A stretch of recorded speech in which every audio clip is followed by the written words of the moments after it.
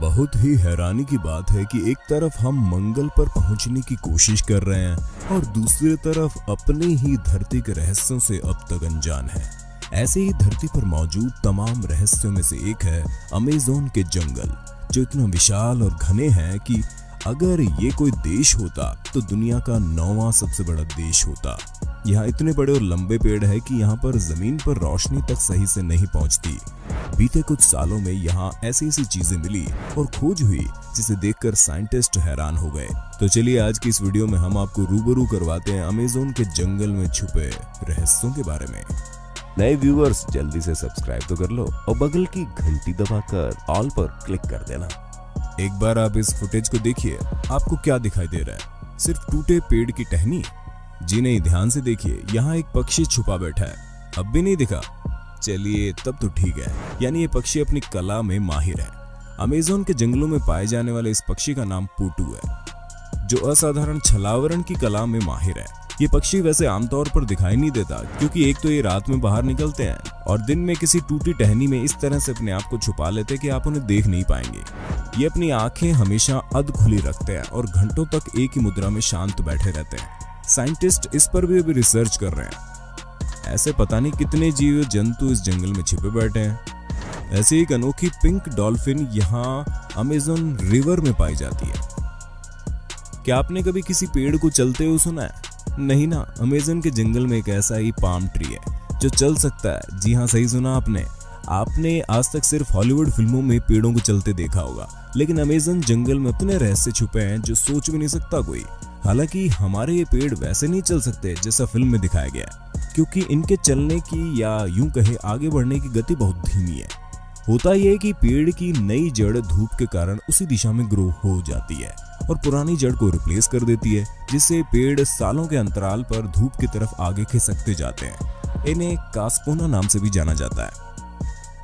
Amazon में लगभग सांपों की 70 प्रजातियां पाई जाती हैं, जिसमें से कुछ बहुत छोटे हैं और कुछ बहुत बड़े। लेकिन वहां के कुछ स्थानीय निवासियों का मानना है कि यहाँ कुछ ऐसे सांप मौजूद है जो बहुत ही विशाल है, जिसकी कल्पना भी हम नहीं कर सकते। पिछले साल सोशल मीडिया पर ब्राजील की एक वीडियो खूब वायरल हुई थी, जिसमें एक 18 फुट लंबा विशाल का एनाकोंडा एक व्यस्त सड़क को पार करने की कोशिश करता हुआ देखा जा सकता था, जिसमें उसकी मदद कुछ लोग ट्रैफिक को रोक कर करते हैं। उसी तरह एक फोटो भी इंटरनेट पर काफी समय तक वायरल रही, जिसमें चप्पू के सहारे एक नाव वाले ने एक रहस्यमय जीव को उठाया हुआ था। लेकिन जानकारों की माने तो ये भी एक मरे हुए विशाल एनाकोंडा की तस्वीर थी, जो ब्राजील में आई बाढ़ से बहकर नीचे आ गया था। लेकिन क्या आपने कभी सोचा है ये एनाकोंडा कितने बड़े हो सकते हैं? साइंटिस्ट के अनुसार एनाकोंडा 30 फुट तक लंबे हो सकते हैं और 2012 में मिला डायनासोर के समय का टाइटेनोबोआ सांप का जीवाश्म 42 फुट तक का था। लेकिन फिर भी वहां के नेटिव्स के अनुसार वहां 160 फीट लंबा एनाकोंडा देखा गया, जिसका केवल मुंह ही 6 फीट चौड़ा था। चलिए हवा में बात ना करते हुए फैक्ट पर बात करते हैं। पर्सी फॉसेट, जो एक ब्रिटिश भूगोलवेता, पुरातत्वविद और दक्षिणी अमेरिका के खोजकर्ता थे, उन्होंने साल 1906 में एक अभियान के दौरान एक 62 फुट लंबे विशाल का एनाकोंडा को देखने और गोली मारने का दावा किया। इसके बाद उन्होंने करीब 70 फुट लंबे एनाकोंडा को देखने का दावा किया।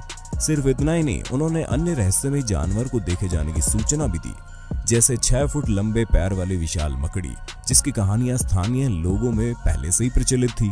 पर्सी फॉसेट का मानना था कि ये जंगल अपने अंदर कई राज छुपाए बैठा है और इसके अंदर हमें और विशालकाय जीव मिल सकते हैं। इस कारण वो अमेज़न के जंगल में 1925 में रहस्यमय ढंग से गायब होने से पहले तक ऐसे ही खोज अभियान में लगे रहे थे। गायब होने वालों में उनके साथ उनका बड़ा बेटा और दोस्त भी शामिल था।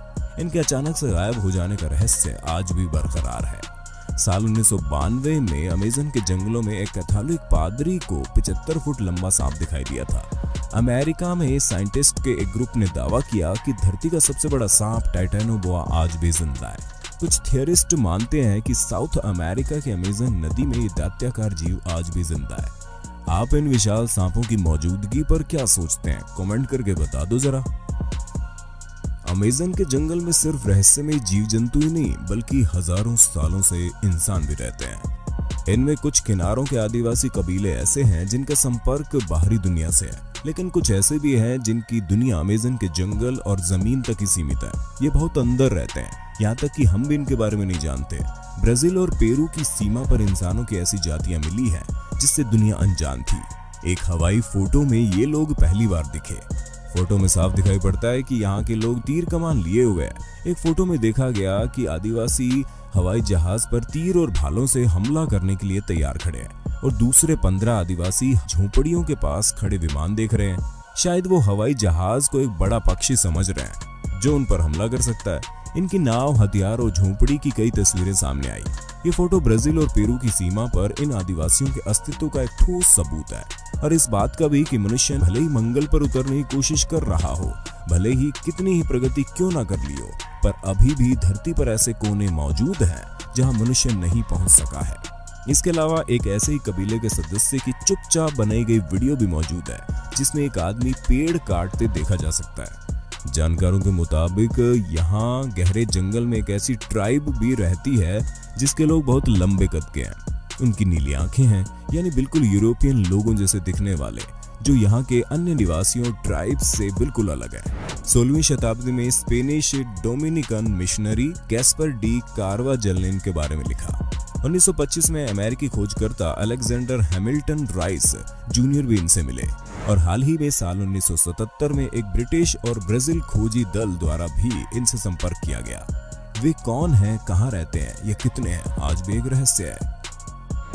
शोधकर्ताओं को भूमध्य रेखीय क्षेत्र के भीतर गहरे अमेज़न वर्षावनों में काल्पनिक जादूगर के टावर से मिलता जुलता कुछ अजूबा मिला है। ये एक छोटी सी रेशम की संरचना है जिसे सिल्क हेंज नाम दिया गया। इस संरचना के बीच में एक छोटा सा टावर होता है जिसमें मकड़ी के अंडे होते हैं और टावरों के चारों ओर गोलाकार रेशम की बाड़ होती है। लेकिन किस लिए, ये अभी तक साफ नहीं है। उस टावर में से छोटी मकड़ियों के बच्चों को निकलते तो देखा गया, लेकिन इन संरचनाओं को किसने बनाया यह आज तक मालूम नहीं चला, क्योंकि आज तक इनके आसपास किसी वयस्क मकड़ी को नहीं देखा गया और मकड़ी इस तरह के लिए देती भी नहीं है। सुरक्षा के मायने से भी वो जाल में ही अंडे देती है, इसलिए साइंटिस्ट का मानना है कि ये जरूर कोई नई स्पीशीज का काम हो सकता है। साइंटिस्ट का मानना है कि शायद इसका उपयोग छोटे भूखे कीड़ों से बच्चों की सुरक्षा करने के लिए हो सकता है। पहले सिल्क हेंज की खोज 2013 में जॉर्जिया टेक के छात्र ट्रॉय अलेक्जेंडर द्वारा पेरू में तम्बोक्ता नेशनल रिजर्व का दौरा करते समय की गई थी। अलेक्जेंडर ने जब सोशल मीडिया पर इसके बारे में जानकारी लेने के लिए पोस्ट किया तब मालूम पड़ा कि उन्हें आज से पहले किसी ने नहीं देखा है। अमेज़न के जंगलों में यूएफओ को देखे जाने का लोगों द्वारा हमेशा दावा किया जाता रहा है। विशाल वर्षावनों के साथ साथ दूसरी और अंटार्कटिक महासागर इसे दूसरी दुनिया के लोगों को छुपने के लिए आदर्श स्थान बनाता है। कुछ ऐसा ही साल 2016 में हुआ जब एक आदमी ने गूगल अर्थ की मदद से अमेज़न के जंगलों में एक सिगार शेप की यूएफओ को देखने का दावा किया। ये अजीब चीजें देखने में पेड़ों के भीतर छिपी हुई प्रतीत होती है। अमेरिका की यूएफओ जांचकर्ताओं की सिक्योर टीम 10 के टालर ने बताया कि वहां दूर दूर तक कोई टावर या कोई चीज नहीं है, बस पेड़ ही पेड़ है। किसी पेड़ से उसकी तुलना करने पर मालूम पड़ रहा है कि ये बहुत विशाल है। सिर्फ एक ही जगह नहीं बल्कि इस तरह की कई आकृतियां पूरे जंगल में फैली हुई है। आपको क्या लगता है, इस बारे में कमेंट करके बताना। लेकिन उससे पहले अमेज़न फॉरेस्ट में घटी इस घटना के बारे में तो सुन लो। 2011 में 2 ब्रिटिश सैलानी ब्राजील घूमने गए थे। फॉरेस्ट में मुहाने वाले ममोसा क्षेत्र में इन पर्यटकों ने गलती से एक ऐसी तस्वीर खींची जो साइंटिस्ट के लिए सिरदर्द बन गई। एक प्रसिद्ध पैरानॉर्मल लेखक माइकल कोहेन द्वारा ली गई एक तस्वीर ने एक एलियन जैसी आकृति को जंगल में साफ साफ देखा जा सकता है, जिसके पीछे कुछ मीटर की दूरी पर एक गोलाकार लाइट भी चमक रही थी। इस क्षेत्र में पहले ही एलियंस को देखे जाने का पहले भी कई बार दावा किया जा चुका है, जिसके चलते ब्राजील सरकार ने ऑपरेशन प्रेटो नाम की एक इन्वेस्टिगेशन का गठन किया, जिसमें आर्मी को इस क्षेत्र में एलियन की मौजूदगी की जांच करने के लिए भेजा गया, लेकिन कुछ हाथ नहीं लगा। अमेज़न का जंगल दुनिया का सबसे बड़ा रेन फॉरेस्ट यानी कि वर्षावन है, जो कि 2.1 मिलियन वर्ग मील में फैला हुआ है। दक्षिण अमेरिका से ब्राजील तक फैले इस जंगल में लगातार कानूनी और गैर कानूनी तरीके से होने वाले पेड़ों के कटाव के कारण इसका क्षेत्रफल कम होता जा रहा है। जब ऐसे ही एक जगह पर साइंटिस्ट ने ड्रोन उड़ाकर कुछ तस्वीरें ली तो देखकर दंग रह गए। उन्हें यह जमीन पर 2000 साल से भी ज्यादा पुरानी आकृतियां खुदी हुई दिखाई दी। गोल, चकोर और रिंग के आकार की करीब 450 आकृतियां यानी जियोग्लिफ्स मिली थी, जिसको देखकर साइंटिस्ट हैरान है, क्योंकि पहले शोधकर्ताओं का मानना था कि अमेज़न वर्षावन आदमियों से अछूता रहा है। ये मानव निर्मित संरचना अभी भी एक रहस्य बनी हुई है। जिस तरह इंग्लैंड के स्टोनहेंज यानी कि लगभग 4000 साल पहले विशालकाय पत्थरों से बनी एक आकृति का रहस्य आज भी बना हुआ है, लेकिन साइंटिस्ट का मानना है कि इनका उपयोग शायद रक्षा, जल निकासी या शायद औपचारिक या धार्मिक कारणों से किया जाता रहा होगा। लेकिन सटीक जवाब किसी के पास नहीं है। क्या आपके पास है? इंडियाना जोन्स एक अमेरिकी मीडिया फ्रेंचाइजी है जो काल्पनिक पात्र doctor Henry Walton Indiana Jones के पुरातत्व खोजी कारनामों पर आधारित है। इस सीरीज की कई हॉलीवुड फिल्में भी आपने देखी होंगी, लेकिन क्या आप जानते हैं ये चरित्र पर्सी फॉसेट के असल जीवन से प्रेरित है। जी हाँ, वही पर्सी फॉसेट जिन्होंने 62 फुट लंबे विशालकाय एनाकोंडा को देखने और गोली मारने का दावा किया था। इनके ऊपर 2016 में एक फिल्म भी बनी है जिसका नाम लॉस्ट सिटी ऑफ जी है। ब्रिटेन में जन्मे पर्सी का मानना था कि अमेज़न में एक उन्नत और प्राचीन शहर छुपा हुआ है। जैसे जैसे साल बीतते गए उन्होंने इन जंगलों में कई खोजी अभियान किए। उन्होंने अनेक रहस्यमय जीवों के साथ साथ विशाल एनाकोंडा को देखने का दावा किया। कई नए कबीलों से मिले। उन्होंने सालों तक जंगल में जीवन बिताया, इसलिए उनका नाम दुनिया के महान खोजकर्ताओं में आज भी शामिल है। लेकिन उनके सिर पर सोने चांदी की बनी उस आधुनिक सिटी ढूंढने का जुनून सवार था जिसे सिटी ऑफ जी कहते हैं। साल 1920 में रियो डी जेनेरियो की नेशनल लाइब्रेरी में उन्हें एक दस्तावेज मिला जिसने उनके जीवन को हमेशा के लिए बदल दिया। वो पांडुलिपि 512 थी जिसे एक पुर्तगाली खोजकर्ता द्वारा 1753 में लिखा गया था, जिसमें उस पुर्तगाली खोजकर्ता ने दावा किया था कि उसने जंगल के बीच चांदी की दीवारों और सोने की छत वाली एक ऐसी सिटी देखी थी जो प्राचीन ग्रीस से मिलती जुलती थी। पर्सी फॉसेट ने जब ये सब पढ़ा तो उन्हें पक्का विश्वास हो गया कि उनकी सोच सही है। अगले ही साल 1921 में उन्होंने खोज शुरू कर दी, लेकिन बहुत बारिश होने की वजह से कई बार उनका अभियान रुक गया। फिर 1925 में उन्होंने अपने बेटे, दोस्त और 2 ब्राजीलियन मजदूरों के साथ पूरे हथियार, रसद व अन्य सामान के साथ दोबारा खोज चालू की। उन्होंने 5 महीने बाद अपनी बीवी नीना को लेटर लिखकर लोकल से भिजवाया कि बस वो उस सिटी तक पहुंचने वाले हैं। उसके कुछ महीनों बाद इन तीनों का कुछ पता नहीं चला। वो रहस्यमय ढंग से गायब हो गए।